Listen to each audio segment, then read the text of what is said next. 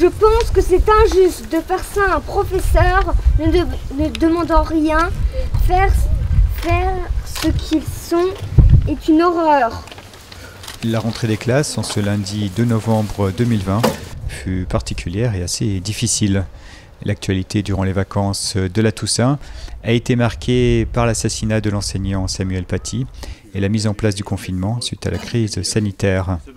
Les élèves dès l'âge de 6 ans sont désormais obligés de porter le masque de protection contre la Covid-19. À l'école Eugénie et Jules Ferry de Saint-Dié-des-Vosges, les élèves de CM2 ont débuté la matinée par une séance d'expression et de réflexion autour de cette avalanche d'informations anxiogènes reçues souvent brutalement, sans aucun filtre. Désolé Samuel Paty, repose en paix là-haut.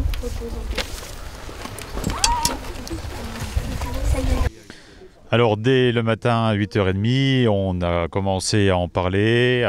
Il fallait que les élèves puissent sortir leurs sentiments, penser, exprimer ce qu'ils en avaient pensé, comment ils avaient ressenti ce déferlement d'informations difficiles.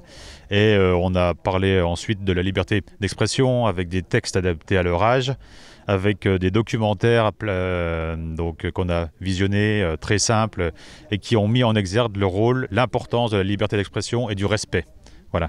Et ensuite, les élèves ont écrit sur un petit livret personnel leurs sentiments, complètement librement puisque je n'ai pas relu. Et l'hommage a pris la forme donc devant l'arbre de la laïcité qu'on a devant l'école. Ils ont glissé leurs petits mots dans un dictionnaire qui est un symbole du savoir, donc de la liberté. C'est ce message que je voulais partager avec vous.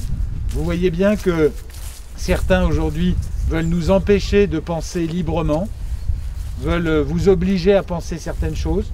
C'est un petit peu pour ça qu'il y a eu cette violence.